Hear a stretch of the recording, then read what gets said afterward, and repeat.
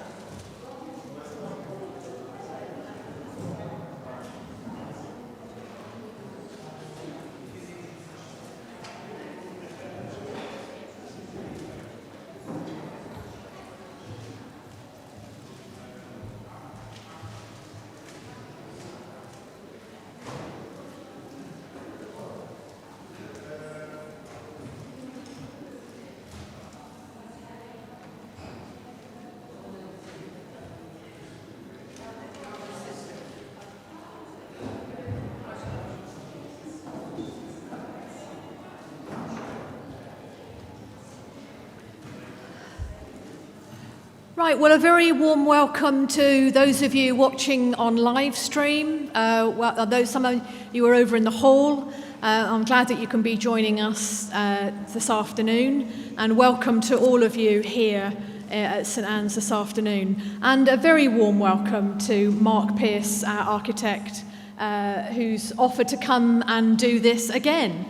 Because once upon a time before COVID, we did listen to the presentation, the PCC, and then we did a presentation in church. And do you remember in February, before COVID, it's hard to remember life before COVID, we presented the scheme and we asked you a whole series of questions about what you felt about the meeting room and et cetera, and we've captured all that information.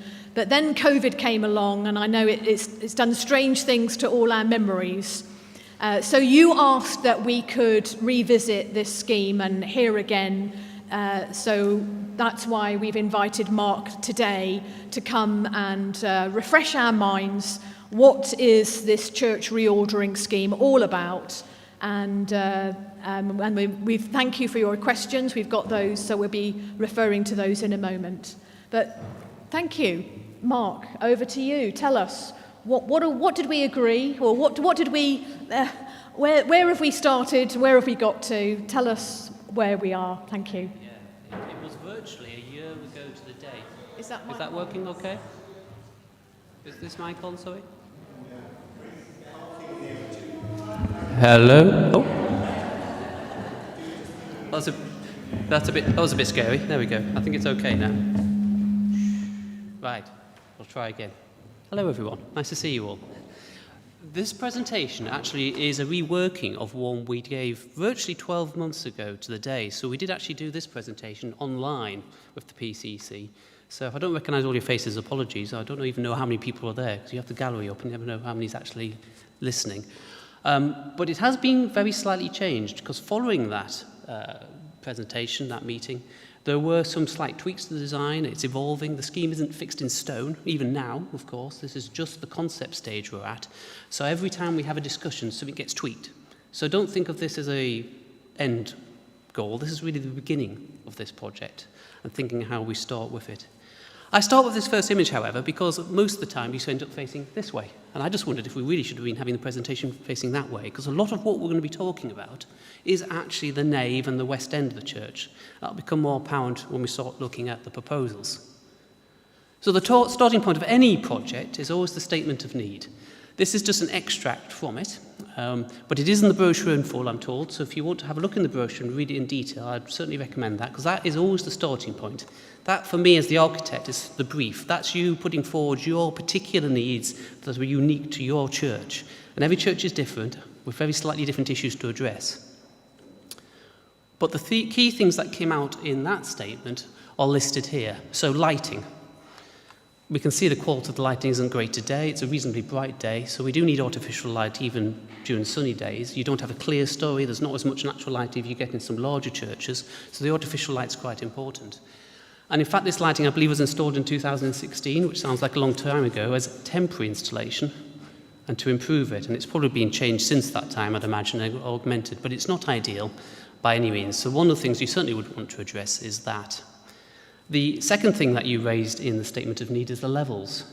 So lots of different levels as you enter. Luckily, you've got a little level entrance as you come in, but then you've only got the central aisle. The pews are all up on platforms. There's ramps across here, and obviously there's various steps around the place to get up into the chancel and so forth. So dealing with those level issues will seem to be an important aspect as well, which is entirely understandable. Heating. I think everybody can agree that heating's pretty poor. It's great when you're not using it like today, but come winter, the heating consultant we had look at your installation described it as one of the worst he'd seen, so congratulations on that front. So normally heating is quite an easy one to agree with. If it's cold and it's drafty, that's not doing its job. So certainly we'd need to address those unseen things, definitely.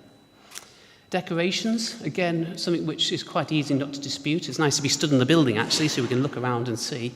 A lot of the damage which has been caused is due to, obviously, issues you've had with the roofs over the number of years, and you've spent an awful lot of time and money on dealing with your roofs.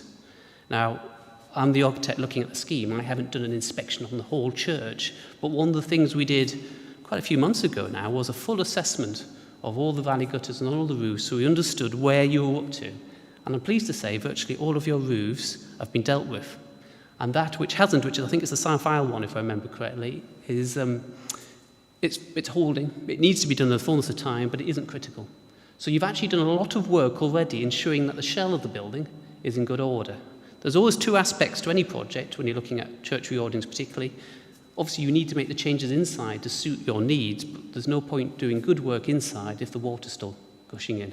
You've addressed those issues in the most part, so the decorations are something you can now address in confidence without fear that it will get damaged again. So that's good. Kitchen facilities. You have very little at the moment, I think. None. Not even a little urn at the back. Oh dear. So you've got the issue, obviously you've got a very good church hall. We talked about the church hall only a few weeks ago. and what that might be. But as I encouraged at that meeting, we need to think about how the two buildings work together. And that building's great because it's got a catering standard kitchen in there. There's a lot of things you can do here. But if you could have a lesser facility in this building, just for refreshments, something different to what you've got across the road that works with it, it opens up this space to greater use and opportunities.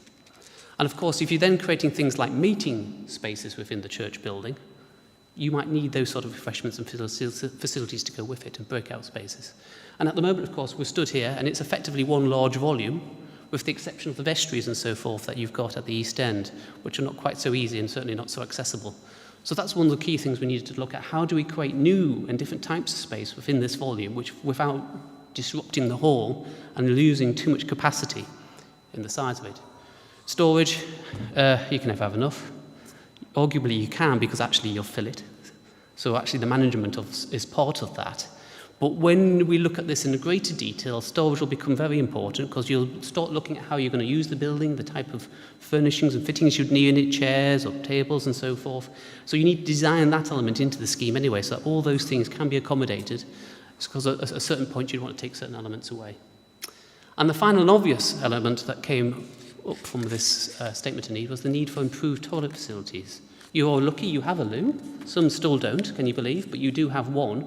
But for a church of this size, when you're having a major event, I'd imagine there can be quite a long queue. If it's something like, if you're having a concert and there's an interval, sudden rush, I'm sure you open the hall across the road, but again, not an ideal situation. It'd be better if you could provide more here, again, to increase flexibility. And that's still hospitality as well. So there we go. Right. So this was just the plan as it is. Bear in mind this presentation was designed to be online, so we weren't actually in the church building. And that just, again, lists out the sort of key issues. So I think we've talked about that, been able to point to them, really. The one thing we probably didn't really talk about, a couple of things, is the font and the organ. The organ is obviously quite a large, major instrument in good order. We're not proposing to touch that. Don't worry. But the font at the moment is tucked away at the West End, and there's a debate about how you use the font and what type of fonts you use. So we needed to think about that, certainly within the space, because we're looking at creating new enclosures and extra use of space. The position of the font at the moment isn't ideal, so we'd certainly have to look at how we relocate that. And then drafts were raised as a concern. You have a really nice glazed entrance, I have to say, but the problem with frameless glass doors is they don't have any weather seals. So on very strong windy days, wind can blow straight through. So whatever we do has got to address the draft issue as well. And indeed, it helps improve the heating efficiency of the building, energy performance. Okay, so I'm not the first architect to look at this. There was a chap called Alan Hurst who's recently retired, sadly. He kindly passed on his old scheme. And you can see this is what he originally came up with. It was a very useful study. It was a starting point for me to understand what had already been thought about and considered. And I'm sure this was, in itself, quite a long process, and various options had been looked at, even prior to this one, I'm sure, as well. And he'd already started looking at things like sight lines and how you might level the floor, how you might deal with the various levels at the East End as well. He'd already proposed an accessible loo, currently where it is, not changed that. But he had introduced quite some interesting ideas about how you start to enclose space. And he was primarily looking at the West End, in the first instance, to create a kitchen where the font is, with a screen across the back, and effectively reinstating the gallery you once had. Now, I was just looking through your history of the church over lunch, and unfortunately there's no picture of it. So if anybody could find a picture of what the West Gallery used to look like, it would be really interesting. But you can see where it was, and there's very clear evidence, because the door was still floating in midair. So there was a floor there already. It's nice that the building sort of speaks to you and say, well, actually, this is quite obvious. You can create space under a gallery very easily. You can create space above it. So there's a way of then creating different forms of enclosed space. And in doing so, of course, as soon as you create a first floor area, you end up having to put in a lift. So he did actually show a lift in his proposal as well. So a very useful scheme. We drew on that. It was a starting point, but we obviously took it a little bit further. So when we look at the project, we think of three main aspects. Firstly, the West End and the gallery, we've already mentioned, how you might start to enclose space. That's the obvious place to do it, because what you don't want to do is enclose space within the main church body and the main seating areas and so forth. What's interesting, actually, while mentioning that, Alan did also look at putting an extension outside to create additional small meeting space, but then you've got to deal with the access issues and how you get to it, and then how do you access facilities like kitchens or refreshment and toilet facilities. So I think that wasn't the best of solutions. Then there's the church congregational seating area, the nave, the aisles, how we can best use that space. And then finally, the third element of the project is really the chancel, and I include the organ in that because it's part of the choir stalls and so forth. This project, at the moment, focuses very much on the first two elements, creating the spaces at the west end and how we deal with the levels and seating arrangements within the main body of the church. The chancel is a project of something to be considered at a later date. Deal with these other key issues, and then the chancel in some ways will look after itself. So, firstly, just thinking about West End reorderings, dare I say nothing is entirely new, it's all been done before. And what we show on this screen is a couple of examples within this diocese of where it has been done. So the one on the left is St. Michael's and All Angels in Macclesfield, very large church building, very large West End gallery space. They created 3 floors with lifts, kitchen and facilities, cafe space underneath, and so on and so forth, for a very ambitious scheme. I'm not suggesting yours is quite of that scale, don't worry. But it's very interesting to see what you can do in what is a medieval church. I think it's grade 1 listed as well. Yours is only grade 2, say only, it's still important, but you're not at that sort of level of precious fabric.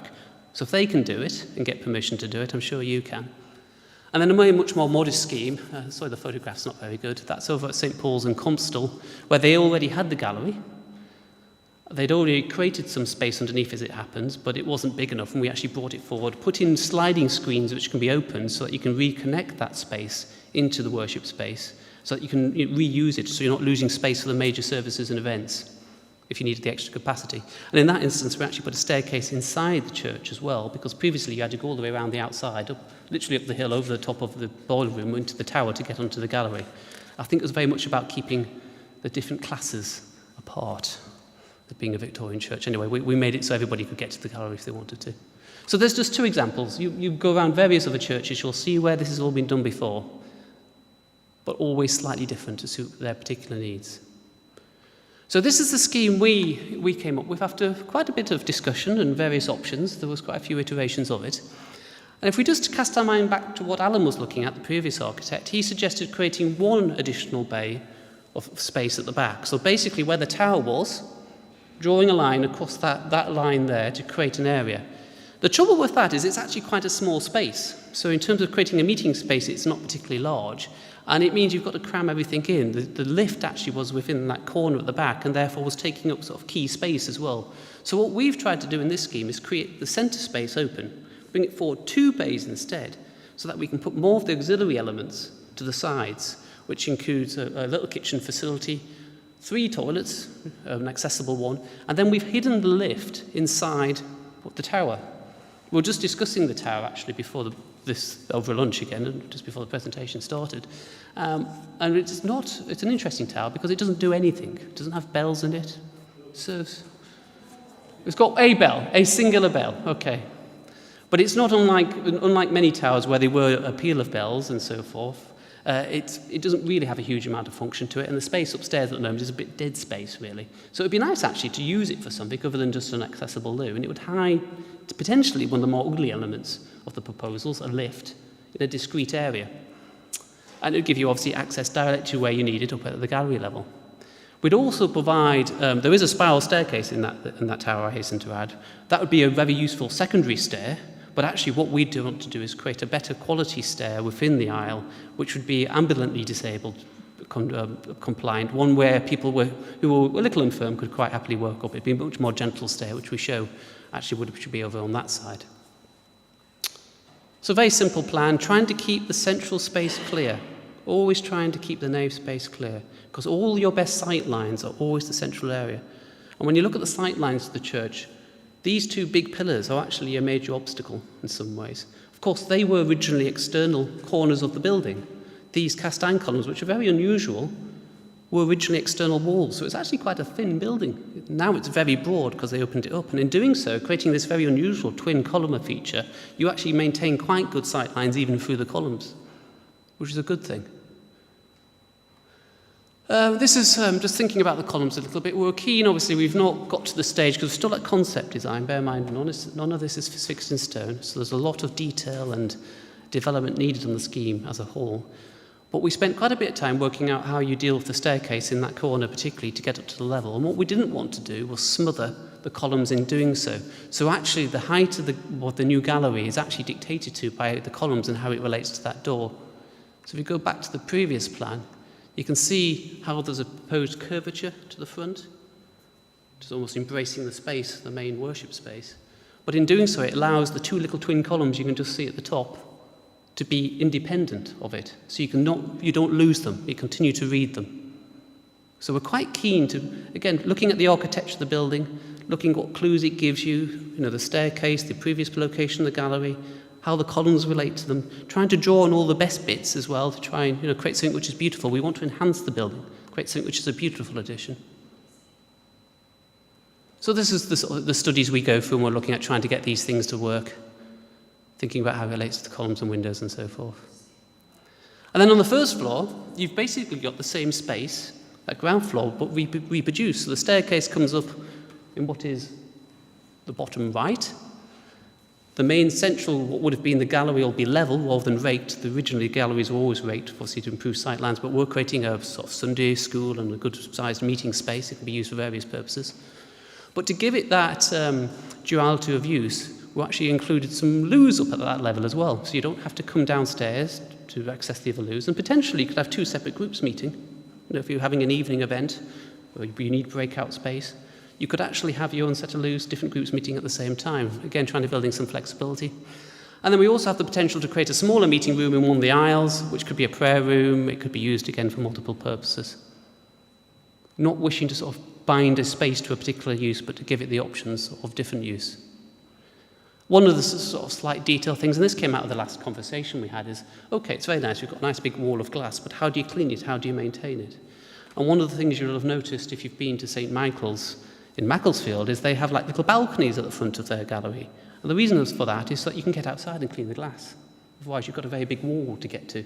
And we've put a little balcony on yours as well, which might be quite a nice thing to have. A little minstrel gallery, occasionally, maybe, who knows? But it's actually got a practical function to allow you to clean it. So we've already begun to think about how it might affect the space a little bit in those ways. So the next element is looking at the church of the hall, the nave particularly. That's the shaded area. And that shaded area shows how we're going to create level space at this stage. This is the concept we have.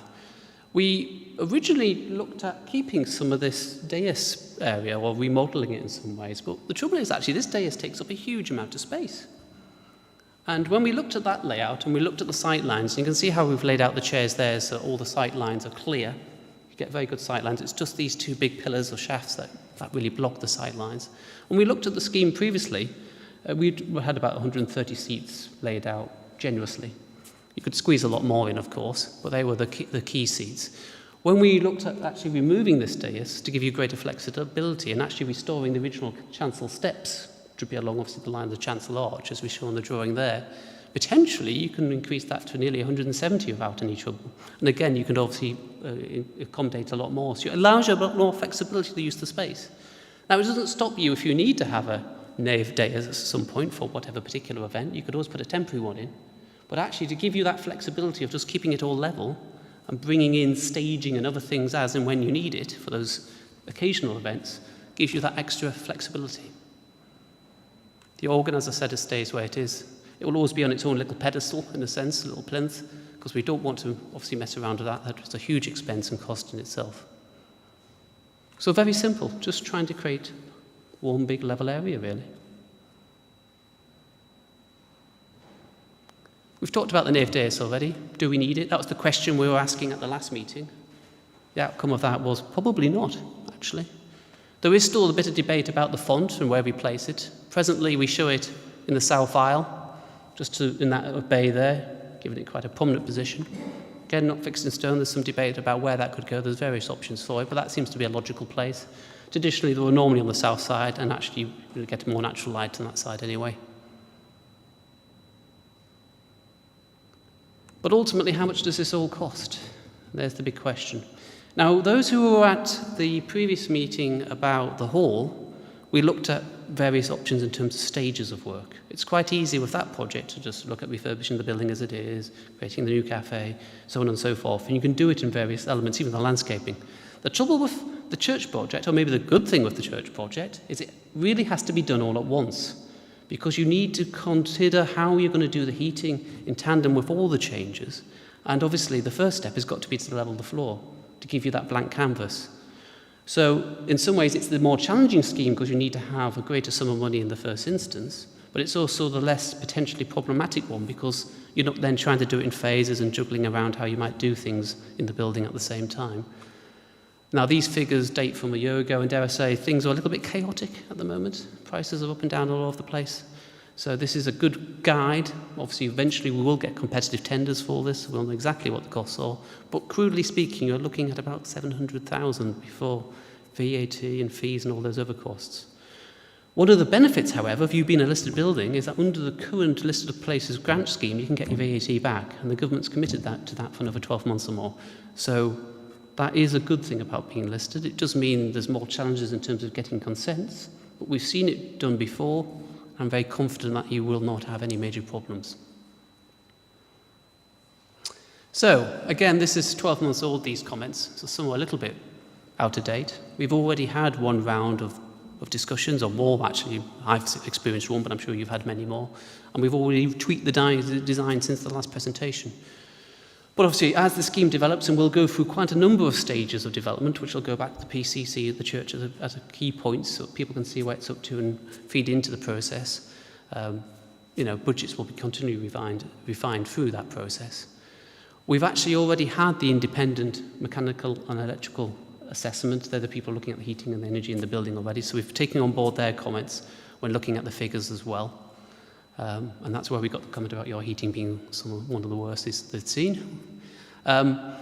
We've also had that point, the environmental objective to be carbon neutral for the Church of England by 2030 has become that much more prominent.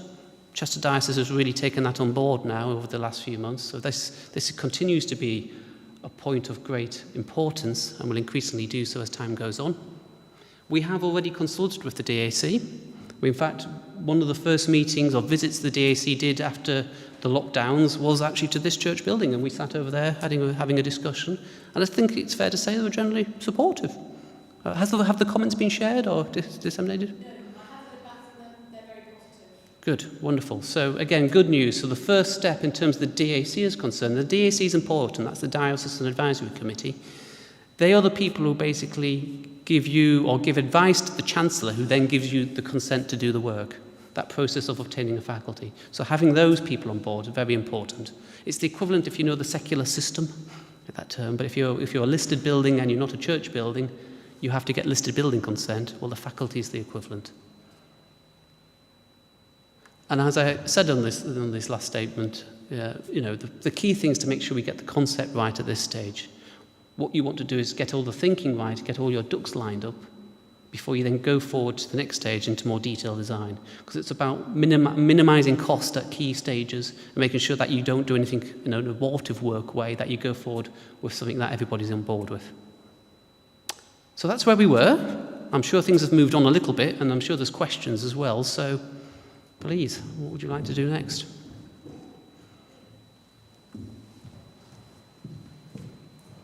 Thank you very much, Mark. Yeah, you reminded me that the DAC wrote to me last week. Did you get copied in? I think I did actually, yeah. yes. So they are very positive about the scheme. They like what we're doing. They think it's very creative. And they also want to be included in our designs for the hall, even though they recognise that they don't have any jurisdiction over what we do with the hall, but they see that both buildings need to work in tandem. So they are encouraging us to include them in the designs, what we're planning on doing for the hall. So, but they're very, very positive. They like what we're doing. They're encouraging us to keep going. Well, we need to have a small break now because I need to change laptop from Mark's to mine, and then we'll go through the questions that you gave us. But whilst we're doing that, there are post-it notes on every pew. Some things will have come to your mind, questions, thoughts, observations. Spend a few minutes talking to the person beside you, writing down something, and at the end of this session we can capture your thoughts, your questions. So we'll just be a few minutes while we switch laptop, and then we'll start on the questions that you submitted. Thank you.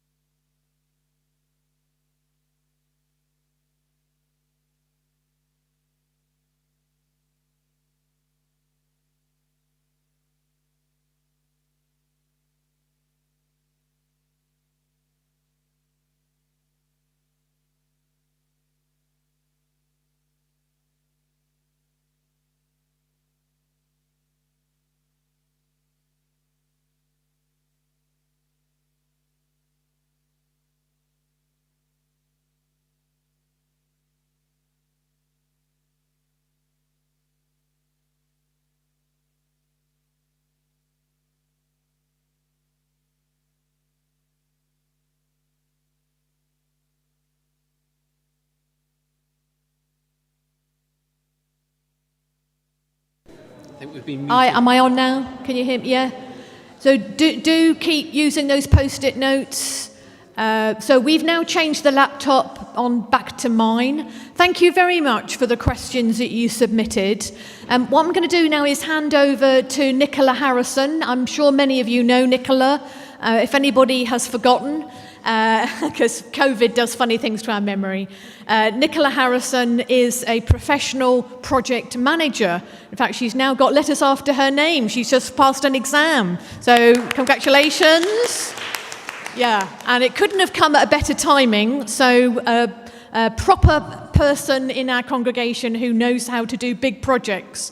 You won't surprise you then why I thought it was a good idea to give Nicola a call. One of the best ideas that I've had for a long time.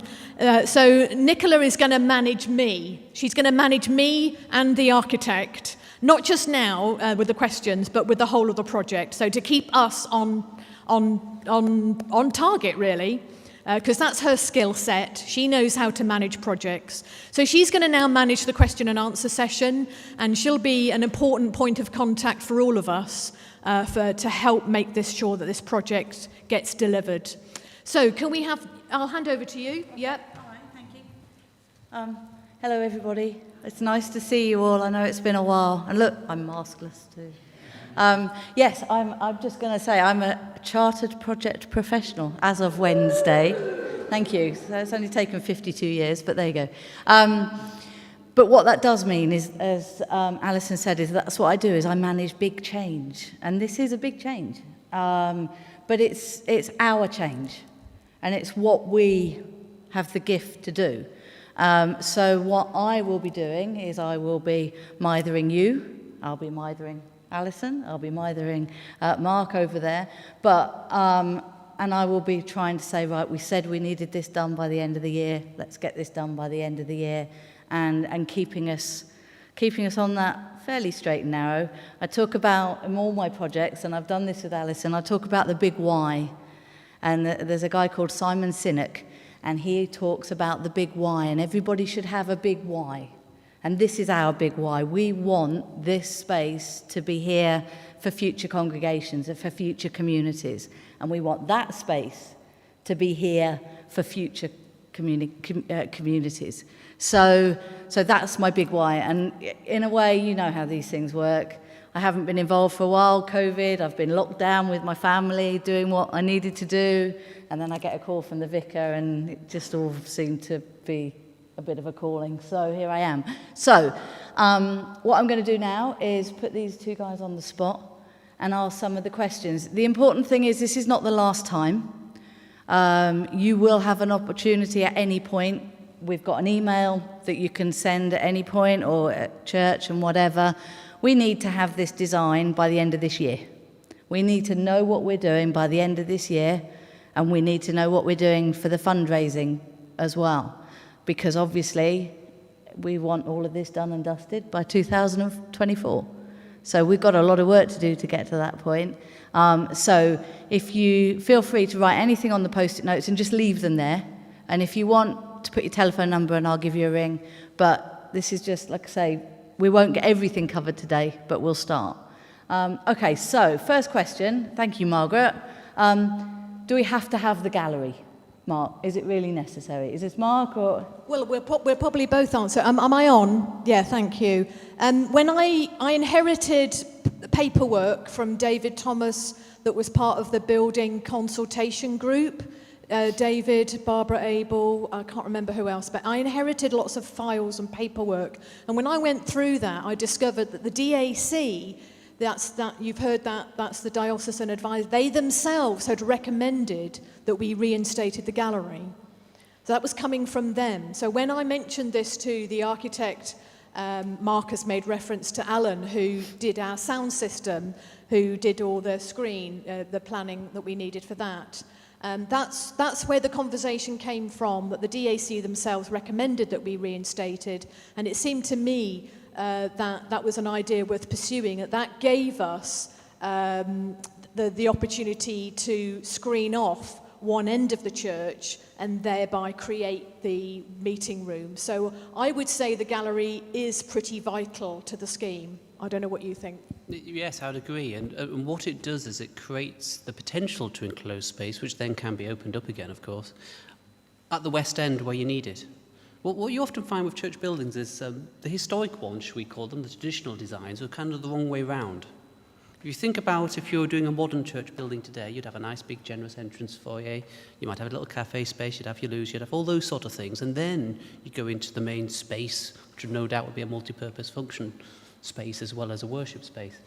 Historic church buildings were the other way around. They've got all the small spaces at the East End, like the vestries and so forth, and then it's just one big volume. You're literally in through the front door and there's nothing else. So actually, creating space under a gallery is a logical solution, and it's nice that the building sort of speaks to you and says, well, actually, we had the answer already.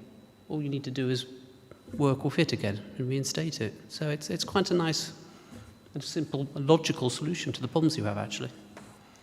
Can I just check, just to read, so at the bottom, what we're saying is the space at the bottom will still be able to open that out. Correct. So that actually we won't lose any space underneath. Yeah. So one of the ways to address some of the draft issues, you already have a small draft lobby, which is great, but then you're straight into the worship space. What we're doing is then creating an additional space under the gallery, which will be a glazed screen, which will fold backwards and forwards. So most of the time, it might well be closed and use the double doors in the centre to come in and out. But when you have those major services, events, festivals, concerts, whatever you might be doing in the space, you can push them open and use the whole space, because of course the central area is where you have all the best sight lines as well to increase capacity. So it's about being able to use flexibly the space to make it as big or small as you need it for a given time. Great, thank you. Thanks, David. So why do we need a cafe in the church as well as in the hall?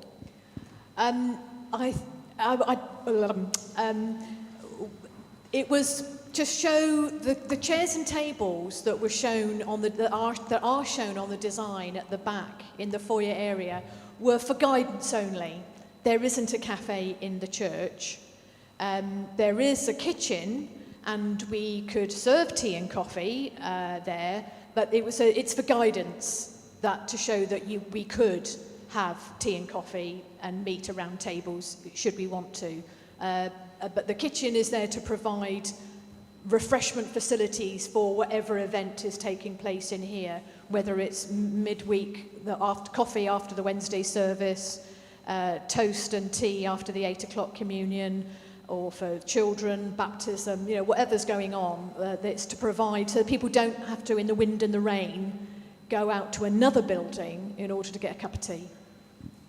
Yeah, I think it's fair to say you see this in all churches, actually, not just yours, that if you've got to go from one building to the next, particularly one which is across the road, as you say, particularly if it's in winter and it's dark and miserable, you tend to lose people. So it's part of the hospitality and welcome, I always think, to have the opportunity to offer refreshments in the church building itself. And interestingly, you might find yourself using it in different ways. I went to a service at a church in Leeds where they served coffees as you entered. which was quite nice actually, an early morning service. Coffee's quite welcome, so it's different ways you can do things actually. You couldn't do that if you had to go across the road.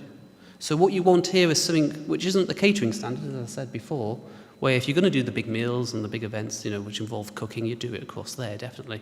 But if you want to do the lighter, the smaller fellowship meetings here and so forth, you could in the church, which you can't at the moment. So again, it's building in flexibility. Go on. Did you want to? I really just wanted to add to that what we're trying to achieve is an overall space that can be used for any purpose. Nothing is carved in stone anymore. Yeah. We're not going to have this tense match going on anymore where somehow there's this huge divide between there and here. Nothing's even in the best turnouts. We often get people sitting back there, not very many people here, and there's this great river, this great divide, but it means that the whole space is useful. The furniture has to be placed there from a visual point of view to try and establish in people's minds what's going on. But none of the furnishings are there permanently. The space is what's created, so that it can be used for any sort of furnishing. It means that the whole space becomes multi-function. Absolutely, Yeah. absolutely. Thank you. And I think I will just add about, for all of us that have been involved in the carol service, and when we used to do the teas for various events and spend all afternoon carrying the urn over and carrying tables and crockery, and so it'd be nice not to have to do that. Okay, I'm going to move on because I am conscious we have got a few. So where is the sound and laptop equipment going, the visual equipment? Is it safe to say we haven't got to that level of design? That is correct, but there are some basic principles when it comes to sound installations. Obviously you need to know what the orientation is and so forth, but ultimately you will probably find that your sound disc will not be in a dissimilar position to it currently is. Sometimes people put them up on the top of the galleries. That's never a good idea because the sound you have at gallery level up in the sky is different to what people hear at ground level. So actually having it at the back where they can see what's going on, where they can hear what everybody else is hearing is the best place to have it. So I suspect we'll end up putting it in a similar place. But again, it'll be just a little enclosure. You'll make it as small as possible, as discreet as possible, so that, again, you don't use up space in the main body of the church where you really want it. Okay, thank you.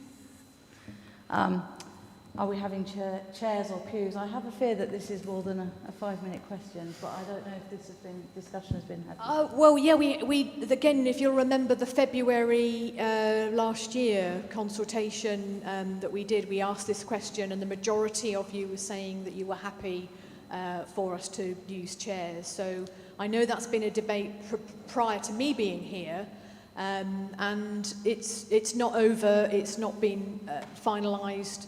We could have a combination. I know that's been thought of, that you could have bench. You like to refer to them as benches, don't you? Yeah, it depends on how you see them. The trouble with fixed pews is it's great if all you do is face east and nothing else. So, worship and, traditional worship, or you're having a concert, that's great. But as soon as you want to do anything else, it removes the opportunity to do other things.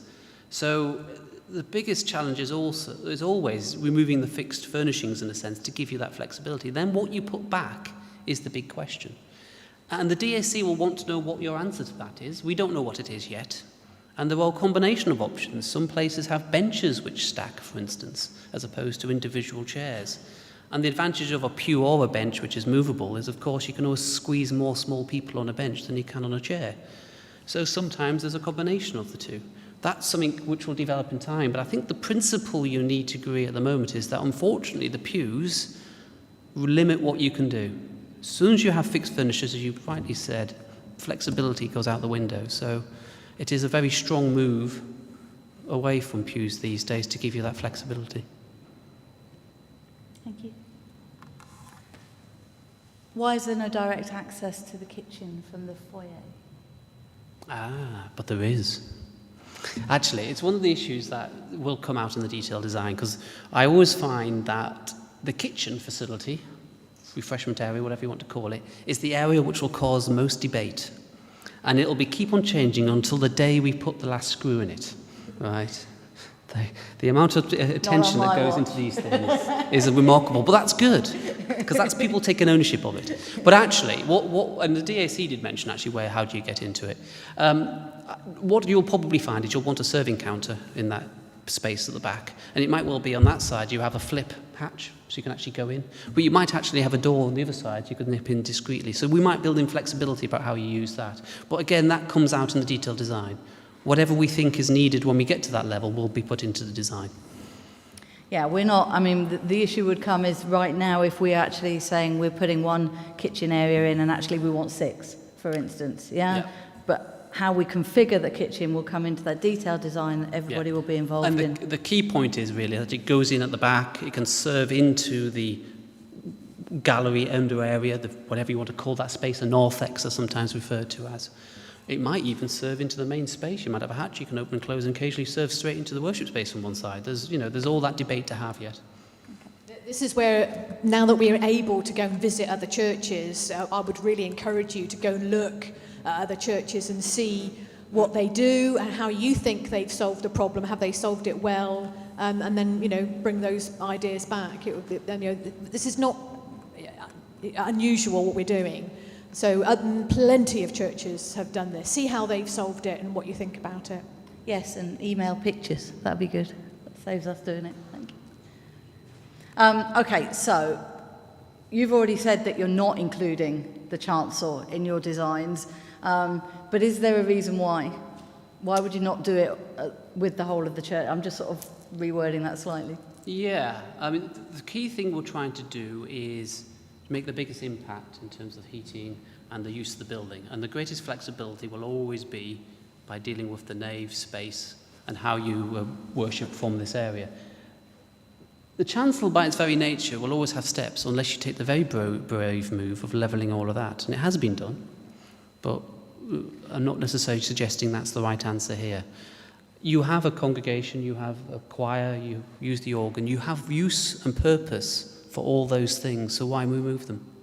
Things might change in the future. Another generation might take a completely different view about that space. And there are other churches who don't have a choir I've worked with, and that's become a different type of space as a consequence. In fact, there's one church in Chorlton which I'm converting the chancel into the entrance and cafe space. We're actually flipping the whole building, and they'll be worshipping westward. That's quite a radical scheme, dare I say, a very brave one. That's not the right solution for you, for what you want to achieve.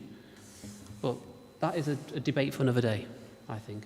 And can I just say that when we're talking about lighting, heating, painting and decorating, that includes the whole of the church interior. So when we say we're not including the chancel, I mean just at ground level. We're not ripping out pews, we're not changing the furniture, but we are, when we talk about the lighting, painting, decorating, the church needs, we had I don't know, I've told you this. Oh yeah, we did. We did pass you on that we've had our 5-year electrical survey, and they've highlighted some issues. So when we need to address the electrical issues, that will include the whole church interior. So we're not going to be excluding, that's not going to look all tatty and dirty whilst we've made this nice and clean and shiny and new. Yeah, we're not making great physical change, I suppose, is the point. And indeed, actually, if you look at the quality of the furnishings in the chancel, which isn't unusual, they are much higher quality than the benches and pews you're sat in. So again, it's thinking about, you have to think about the significance of the building, your listed building, what's important historically as well as, and your pews, dare I say, are quite simple and quite plain and ordinary, whereas the chancel furniture is a little bit more special. So it needs a little bit more careful thought about what you would do in there, if indeed you do anything. Okay, thank you. Is the sound separation in church going to be good enough so that it enables the children to be part, but then not be part when needed to be not be part? How is that going to work? The glass at the West End will not be sort of sound studio quality, because to get that sort of sound separation, you have to go to a huge extent in terms of design and cost to achieve that. But we would have attenuation in terms of putting double glazing in and so forth to give you a bit of sound separation, as it works both ways. But you will always be some contact, and the joy of actually having the children in the church building itself is there will be still a connection. And in fact, what you might well have with the sound system is that you have speakers actually in that space as well. So again, you can have that connection. So yes, it's not going to be complete exclusion, because the length you would have to go to would be quite extreme, but it will be attenuated. Thank you. Right, so one of the questions we had was, have the architect provided any other ideas for the church hall. So I think we're moving into the hall as well. We got sections on the hall and then some general questions about the whole, both buildings. Right, now. but I think it's okay to pick up the hall ones, if that's okay. If Mark, if you're okay. I know we haven't gone into great depths No, about that's the hall. There are copies of the hall potential design over in the hall, but it probably just worth sort of 2 seconds on how we've got to that design. Might be good. Yeah, in fact, the hall was the more difficult study in some ways. We drew some ink, obviously COVID got in the way, it makes everything that much harder to communicate and discuss. But we went through quite a number of iterations. I think we're on to options 7 or 8. I forget how many we've done now. So we've looked at various different ways of using that building, including quite large extensions to having none somewhere in the middle. And in the end, the scheme that you're currently looking at was an amalgamation, shall we say, of all the best bits. And again, it's still evolving to a certain extent as well anyway. So yes, we've looked at lots of different ways of doing things. They were all more complex, so that meant they were all would have been more expensive. So the scheme that we've come to settle on is the simpler of the ideas, wasn't it? And therefore, it's the cheaper. So if you want us to spend more money, we can make it more complicated. That I promise you, we've done the simplest that we could. Yeah, and again, what we're trying to do with the design for that scheme is to try and enhance the building itself and work with it. So the side of the church hall that looks into the field is actually quite pretty with the gables and so forth. And we want to connect that interior through that elevation into that green space, again, giving you options of how you use it onto the new terrace. But the side which is the most prominent, right next to the school, is also the most impenetrable visually and the ugliest, actually. So what we're trying to do is put the new extension to create that new entrance and foyer space, that multi-purpose area, cafe space, right at the front where it's most clearly visible, but also to try and enhance the building by covering up the worst bit. Just one point. I tried to visualise it based on layout, and was unable to find how the level. That was the only question I had. There's an obvious illustration of the level outside the hall that's going to be available from doors, new windows. We can't hear it. Is there no indication of the front window is dressed? And what we would... I know that we plan to take it all away from the road side, Yeah. but then are we to assume that it's going to be gradually... Well, we've had... Mark, sorry, can you just summarise your answer, because some people couldn't hear the question at the back. Okay. What we were just talking about is levels. How do we get a level entrance to the church hall as well as out onto that terrace? And actually, it's all to do with the landscaping of that front forecourt area. And you're right, at the moment, that's just a diagram. There will be levels and slight level changes needed at the front to blend it up to the correct level. But in fact, we were just debating it today, where's wall and where isn't a wall and all those things. All that detail will come out in the wash, dare I say, in the fine development of the scheme. But yes, there will be levels to bring it level throughout. And fortunately, you've got space at the front. At the moment, you've just got a big sea of tarmac. Yeah, to actually re-landscape that and give it a bit more interest and space to use as well would be good. Okay, I am very much conscious of the time. Sorry, was I saying tea then? Time. Can we... Right, have any other parishioners presented any ideas or drawings for the church halls, in which case can we see them? Yes, one or two have. Before I say yes to the second part of that question, I would need their permission because they presented drawings to me. I don't know whether they want everybody else to see those ideas, so I'd need to approach them, and if they are willing, then I can put them on the website for you to have a look at them. Okay, all right, thank you. So can you explain the thinking behind the parish office? Yes. There is no parish office at the moment. I get no admin support at all. The treasurer and the wardens are an enormous help and support to me in running the parish, but we need a decent admin centre for records, for the computer, we should legally be providing David with somewhere to work when you employ somebody. When you have somebody, we don't employ David, he's a curate allocated to our parish. But we are hoping this autumn to employ a family and children's worker, and by law you must provide them with a safe working space, and we do not have a safe working space on this site here. So there are many reasons why a secure working environment with computer, safe records, that we're compliant with GDPR, and that you're, as a parish, you're giving me proper admin support. Because if I do too much admin, you're not getting priestly time, you're getting somebody that's doing too much admin. And that's not helpful for you or the ministry of St. Anne's. So look around at other churches, see the admin support that they give and how they allocate space and facilities for that admin support to be delivered. Okay, thank you. What are the expectations behind the cafe area at the front of the hall?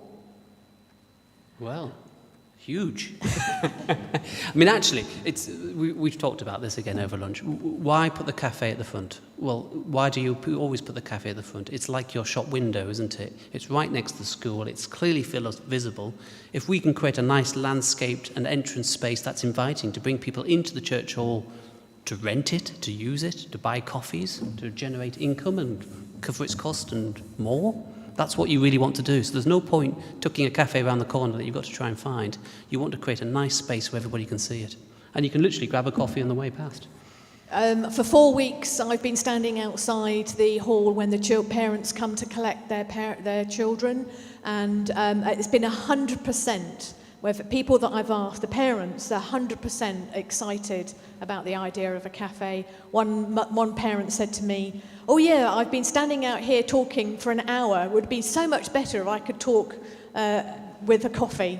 So there is great interest from the parent community. Remember, as a parish church, we're not just here to cater for the worshipping community. We must have an eye for the parent community from our school. They're part of the parish, that part of our, and the needs that and I think this cafe will be a wonderful place that we can meet those needs. Yeah.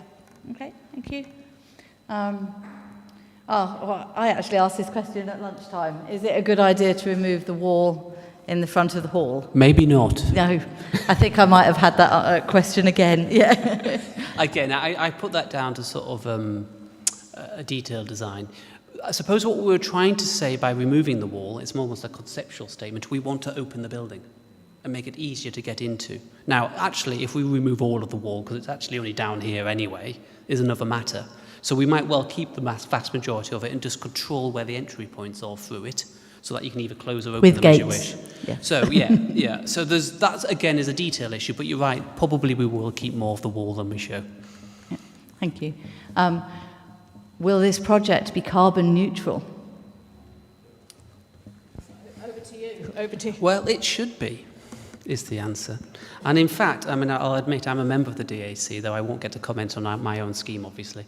It's increasingly becoming more of an issue. Every time we have a project now which has a heating element to it, the question is, how is it addressing this objective? And it is interesting times because technology is always changing. We've seen a huge amount of change in the world over the last year and a half.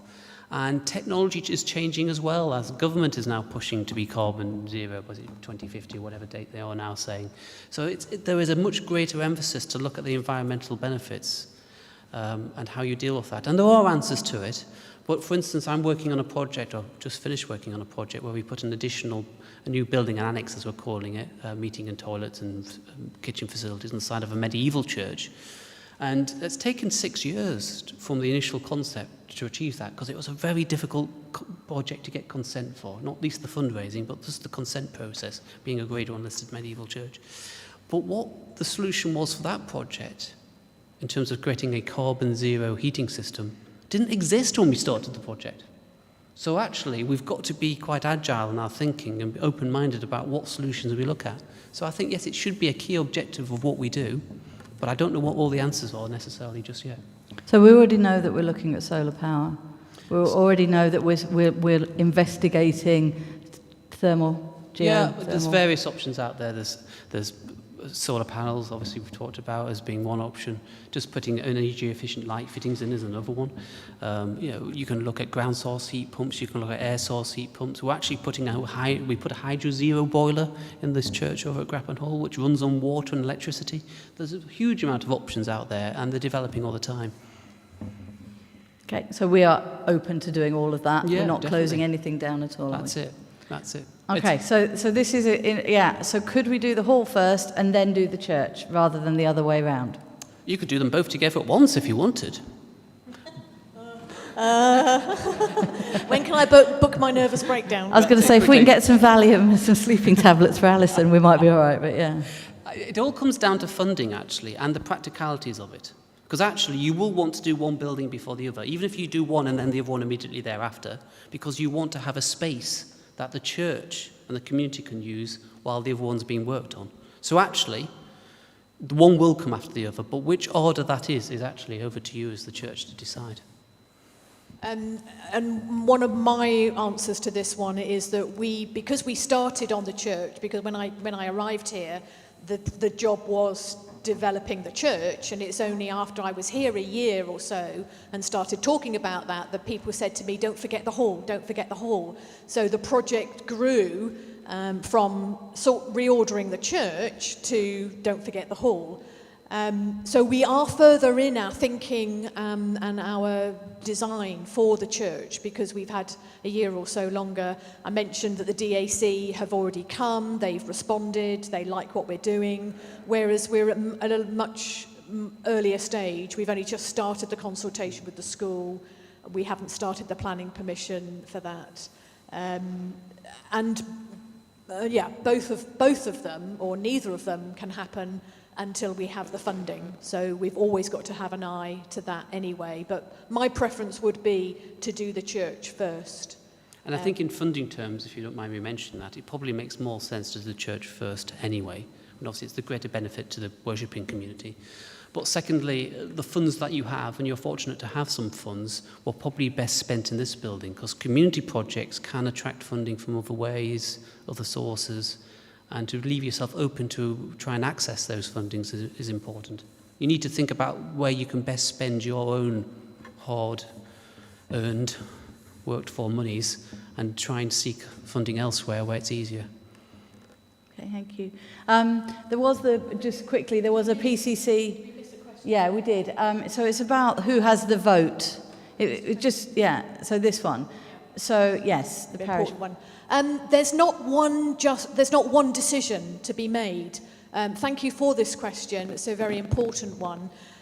What I'm trying to do is start with the general overarching scheme and work down to more and more detail. So the final votes and questions is what colour is the carpet and what colour are the tiles in the toilets, you know? But we don't start there. We start with the big overarching scheme. Have we got the general idea, the scheme, right for this building and that building? And we'll vote on that. And then as we work down through, we've discussed about chairs and benches. We haven't come to that yet. We haven't come to the geothermal and the energy.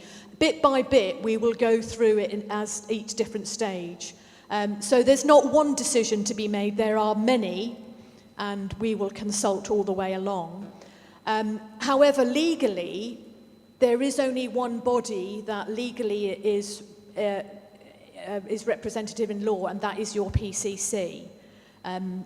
So when we apply for grant funding, when we apply to the DAC, they require to see the PCC minutes that approve the scheme. They want to know how many voted and when that meeting took place.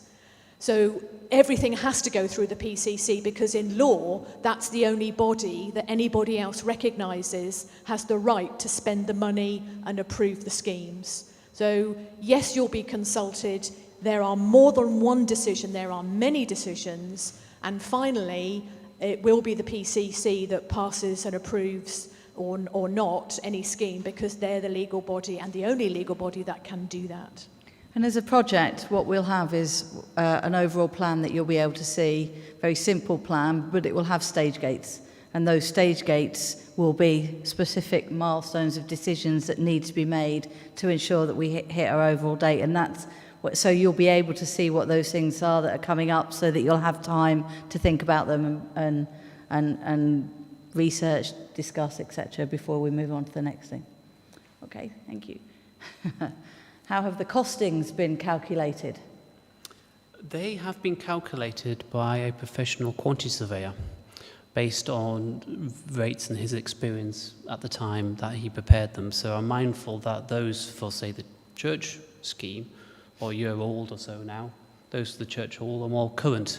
But as I say, we do live in somewhat turbulent times, and now actually is quite a good time to do the planning for projects rather than the actual building work, because the construction industry is struggling from supply of materials and, you know, not least Brexit, but also the pandemic in terms of, you know, labour. We see, you know, potential issues with food shortages and so forth.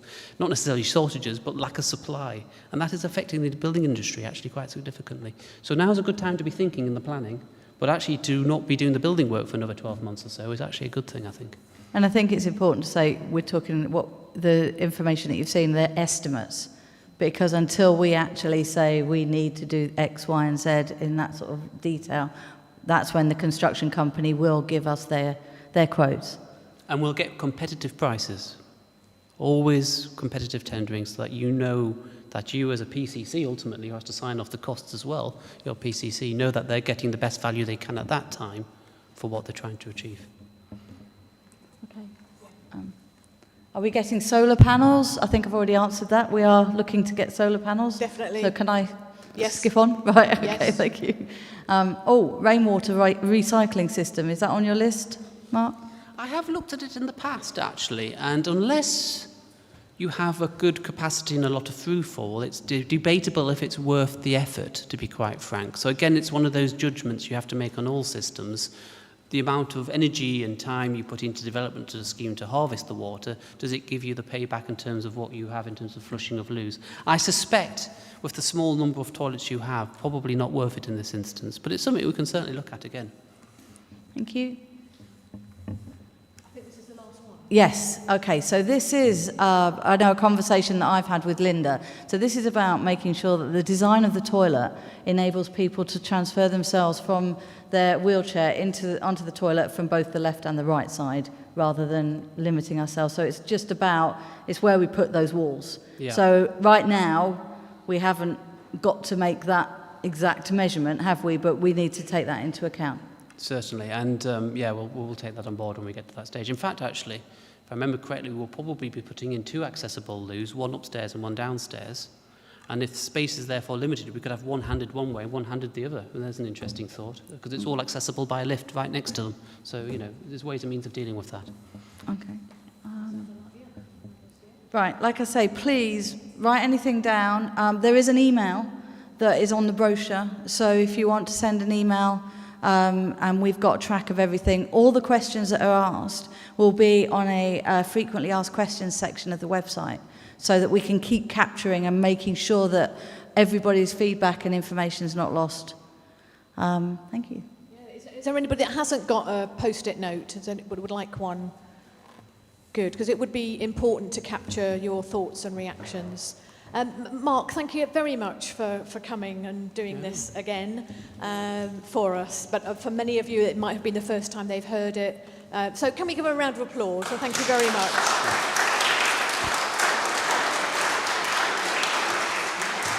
No, it was very nice to come and see you all and do it in person. I do hate doing it on Zoom. I just sat in a room in the dark talking to yourself. With all the other images all muted is a little bit strange, and under normal times you might well have been put in an insane asylum, but anyway, this is much more... That's how they live. Well, there you go. Not got there yet. Mark, have you got time for a tea or a coffee? Yeah. So if people want to make any comments to you, can I grab you over in the hall with a coffee? Of course, yeah. I'll go over for coffee, so if anyone Thank wants to have a you. chat, please come over. Thank you very much for your interest. And say, you've heard he's going to stay for a coffee, so if you want to put to him, do that. Thank you very much.